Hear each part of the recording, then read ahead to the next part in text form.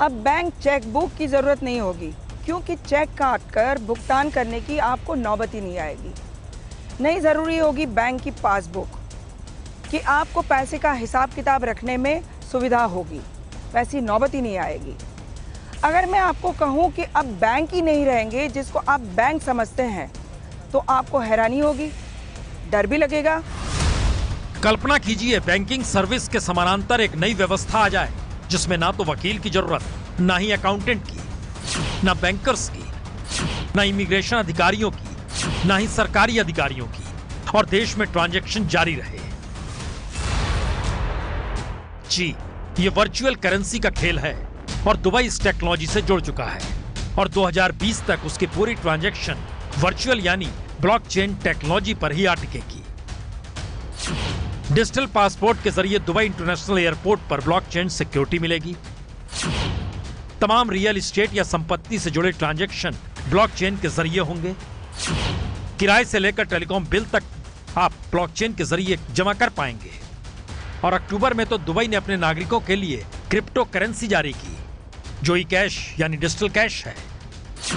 Crypto currency का मतलब है ट्रांजैक्शन के लिए कोई मिडिलमैन नहीं चाहिए।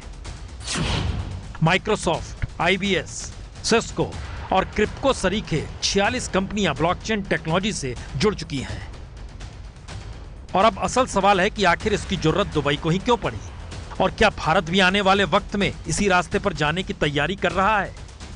दुबई का कहना है उसने तकरीबन 1 करोड़ दस्तावेजों को ब्लॉकचेन टेक्नोलॉजी में डाल दिया है, जिससे दुबई ने 2.5 करोड़ लोगों के काम के घंटे बचा लिए और $1.5 मिलियन टैक्स भी बचा लिया। और दुबई के डायरेक्टर जनरल डॉक्टर आयशा बिन बिशर के मुताबिक उनका मिशन है दुबई दुनिया में सबसे अलग हो, एक लिहाज से हैप्पीएस्ट सिटी ऑफ अर्थ हो, जहां कोई कागजी काम ना हो तो फिर फ्रॉड भी ना हो। और दुबई का टारगेट 2020 का है, और भारत भी क्या 2020 तक इस दिशा में बड़े पैमाने पर बढ़ना चाहता है। ब्लॉकचेन का मतलब साफ है, ना ही रहेगी बैंक, ना ही रहेंगे बैंकर, ना ही रहेंगे मिडलमैन जो आपको ट्रांजैक्शन में मदद करते हैं। यानी एक ऐसी वर्चुअल व्यवस्था जिसमें बागडोर होगी सरकार के हाथ में, वही रखेगी आपके पाए पैसे का हिसाब।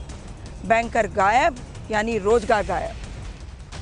तो आखिरी सवाल यही है, क्या यह भारत जैसे लोकतांत्रिक देश में संभव है, या फिर भारत भी इसकी तैयारी कर रहा है और आने वाले वक्त में कोई मिडिल मैनेजमेंट जॉब रहेगी नहीं। यह सिर्फ एक सवाल है, पर इसकी गंभीरता इससे भी समझी जा सकती है अगर भारत में असमानता चरम पर है, हालातों ने 1921 वाली स्थिति को पकड़ लिया है, तो फिर कई थ्योरियां हैं।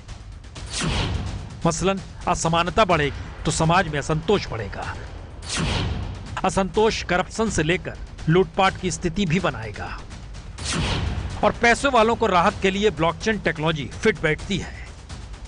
और आखिरी थ्योरी यही है, जब ब्लॉकचेन ट्रांजैक्शन शुरू हो जाएगा तो फिर किसी तरह का कोई फ्रॉड होगा भी नहीं। पर सवाल तो यह है, भारत जैसे 125 करोड़ के देश में ब्लॉकचेन टेक्नोलॉजी का मतलब करोड़ों लोगों को बेरोजगार करना भी होगा। तो क्या भारत इस दिशा में बढ़ेगा?